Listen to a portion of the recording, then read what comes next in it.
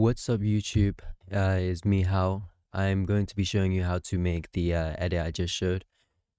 Um, Obviously I have flow. I can't really give this to you. I don't know how to. I have all of my stuff. Okay, so firstly, if you want to do the edits like me, I mean 1920 by 1080 and 30 frames. That's like the best way to go. If you want to do something different, I'd suggest using, let's say, you don't want like fast transitions, you want something smooth and not edgy and sharp. I'd say use 15, 17, or even on here 23.976. Because I want something fast for the song that I'm using, I'm going to be using 30 frames per second, which I'll click enter. We're going to be onto here. So firstly, what you need to do is obviously grab your, get your clips off of a Discord server or whatever that has like, it's, how do I explain this? What's the word for it? Pre-cuts. Like, just you go on Google, go on YouTube, search up pre-cuts, you can find some. That'll work. But okay, so what you want to do, what I firstly do is I cut the song to where I want it to like play from the beginning. Sorry if I'm explaining terribly. But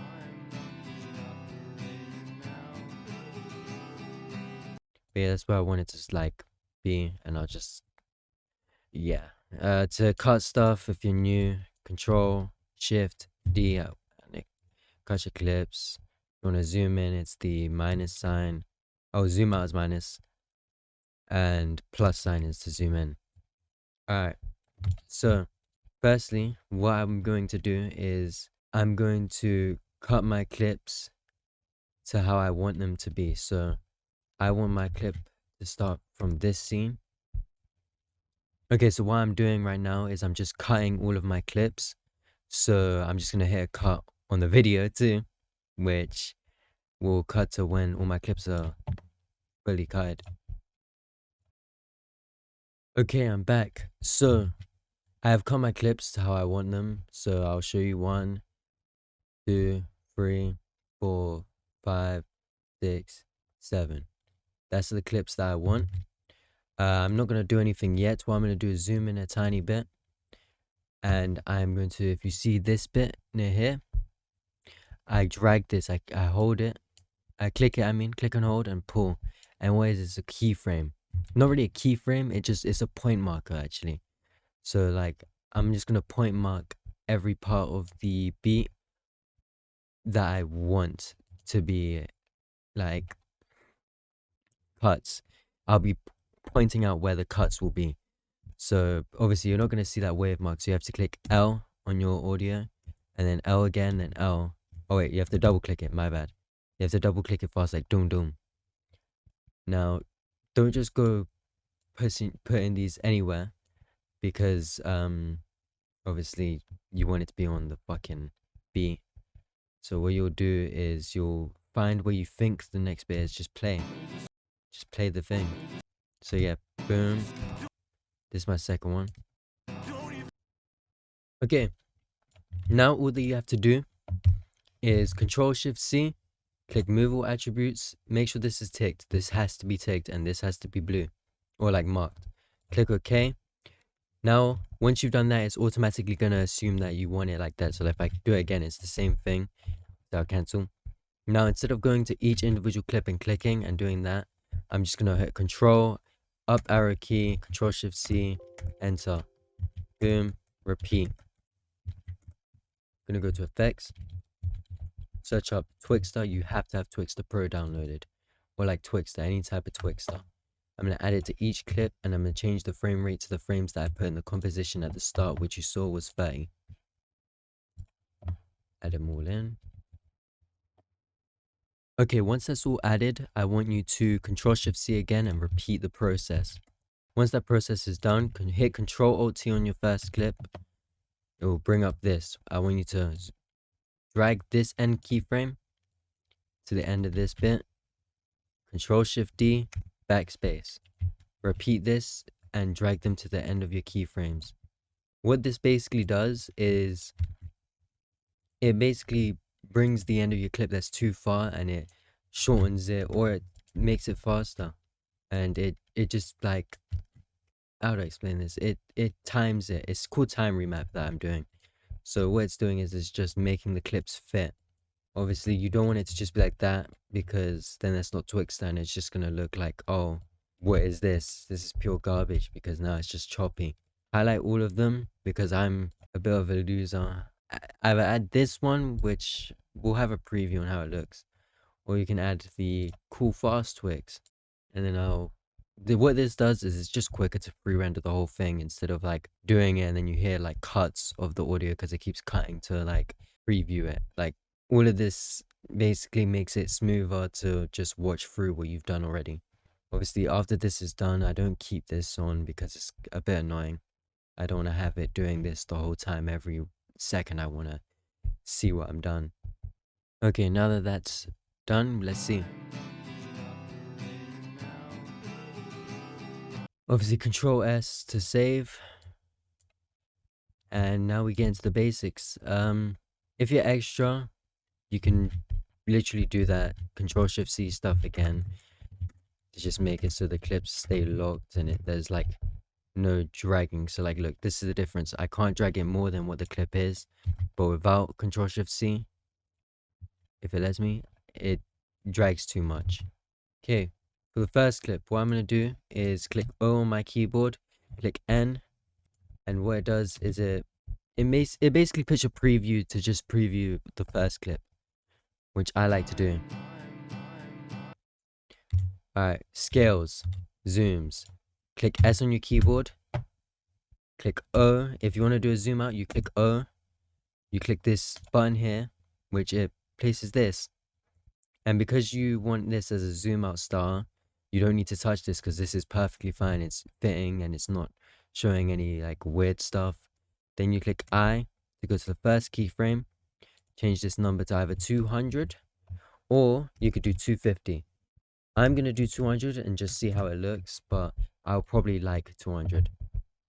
Now I've got to go to here, which this is my graph, by the way. Let's say you don't have blur. You click F9 on your keyboard after highlighting them. Click on graph editor. You go to here. And what you want to do is drag this down like that. Not all the way.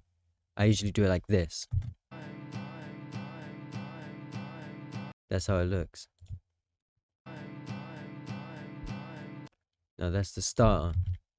Now, because we want to do a fast one, because it's in 5 frames, we're doing a fast edit. Let's say this was in a different frame rate. What you'd have to do is you'd have to click on this, like right click on the empty space here, click new, no object, you'd cut it here, and you'd grab this swirly thing on your first clip and drag it to the no, and then obviously keyframe the start, then keyframe the end to do this, and then apply. And let's just imagine this is smoother, because this is obviously not going to look nice on 30 FPS.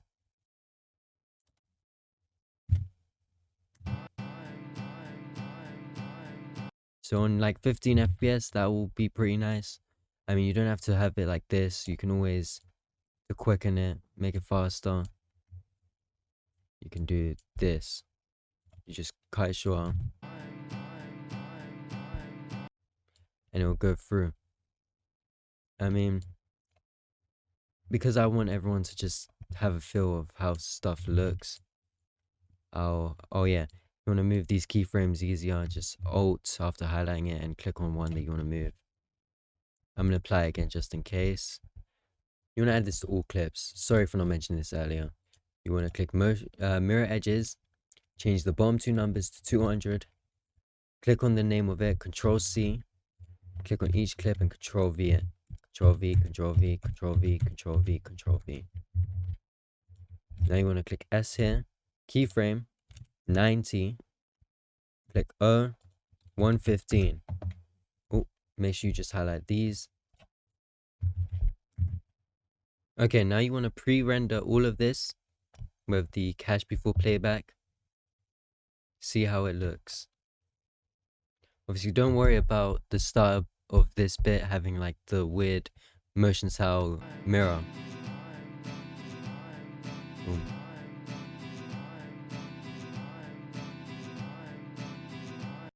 Okay, looks like we're gonna be using nose for this edit. I feel like it matches more. Oh wait, whoopsie. I'm gonna go into this one, click O, N, because I want it to be cut to like that one, because I want to do these two clips next, and I want them to be shown in the pre-render. Control S always. You never know when your PC is gonna crash, because After Effects is kind of annoying, but it's fine. It's not really After Effects that's annoying, it's my PC, but it's fine. Place it here. You gotta do the same swirly method. Click S on your keyboard. Now you want this to zoom out, so we'll do 90. No. We'll do 80. We'll highlight it. Click apply. Now for this, another effect, you're gonna want to do something different as well. Every time I do a zoom out, hit Control Alt Y, which brings an adjustment layer. I cut it exactly over the null, or just, if it was a quicker one, let's say you wanted a faster edit, what I used to do is, I'll show you, instead of doing the nose, what I'll do is go to the last frame and I'll zoom it in, and then obviously the next clip would just still be the same where it does that, and then the adjustment layer would be on the one frame. So always keep the adjustment layer to match what you did with your scale outs. Now that you have this, I'd say don't go straight into adding your shakes yet.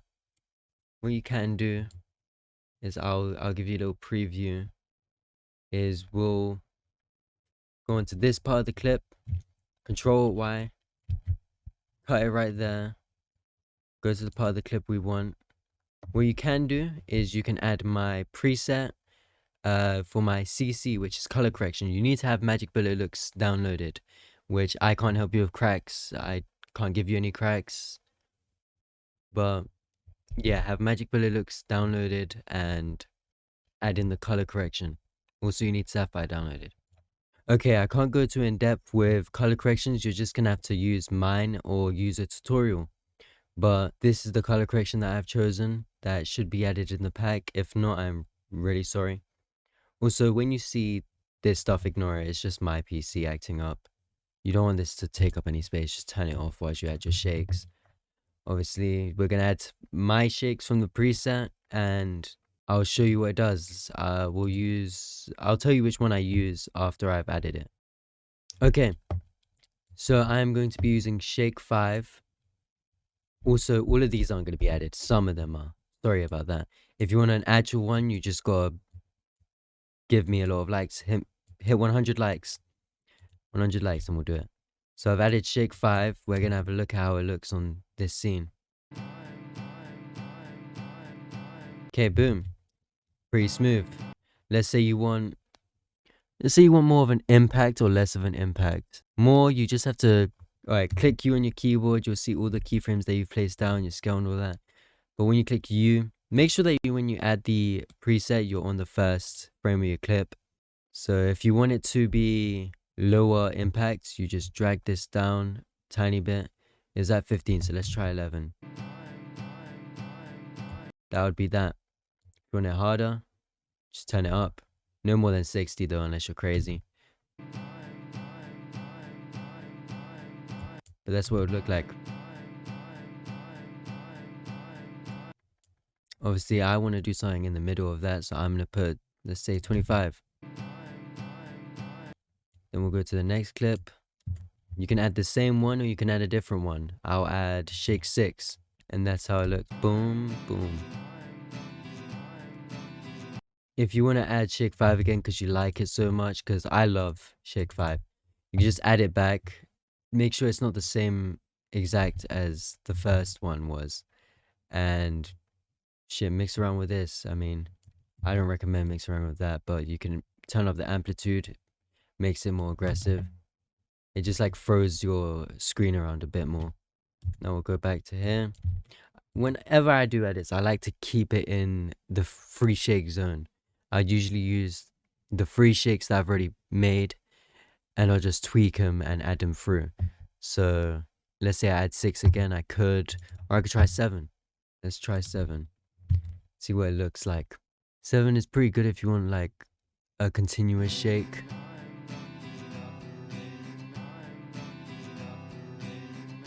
That's a continuous shake right there.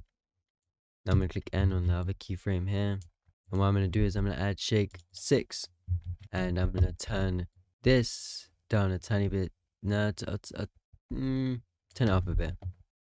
Now, yeah, I'm gonna pause and you should know how to add your shakes from my preset pack. Okay, now we're back. What I wanna say is I've clearly added my CC back on, which is I made it visible again. And what you're gonna do is, well, you should be done. I mean, it's up to you for your edit, depending on how the beat sounds. Obviously, I like aggressive shakes, as you could tell. Obviously, on this beat, I think it would match more of a subtle shake, but I like the idea of a hard shake for this.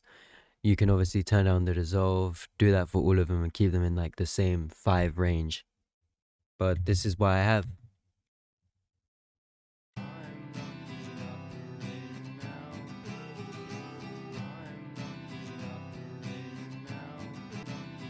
Once you have that, this is entirely up to you. Let's say you don't like the 1920 by 1080 because it's too small on TikTok. Composition settings by right-clicking this empty space after zooming out with the scroll wheel. Change the width to 1080. Make sure this isn't ticked. Change it to 1080. See how it looks.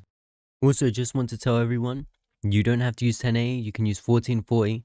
But in my personal opinion, always use 1920 by 1080 first before you edit everything. Because if you do 1080, when you do a Control-Shift-C, it will cut the width and the resolution of the edit, or well, the clip that you just Control-Shift-C'd to match the resolution, which isn't very nice. Alright, let's have a look at how this looks in 1080.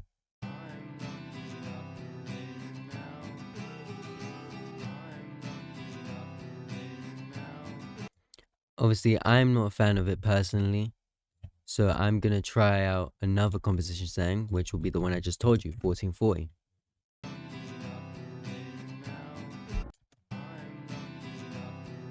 And I like this more. Obviously, I preferred the 1920, but we'll just use this.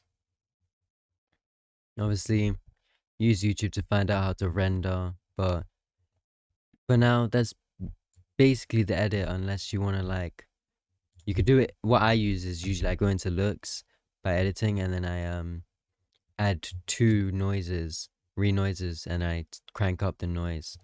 But because I'm lazy, I'm just gonna add noise here, and let's say I turn it up, try 22, and it looks like that.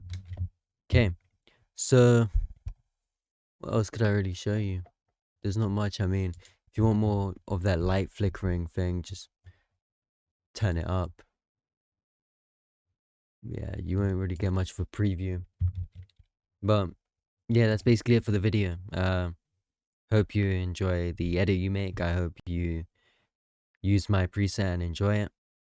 Thank you. Bye.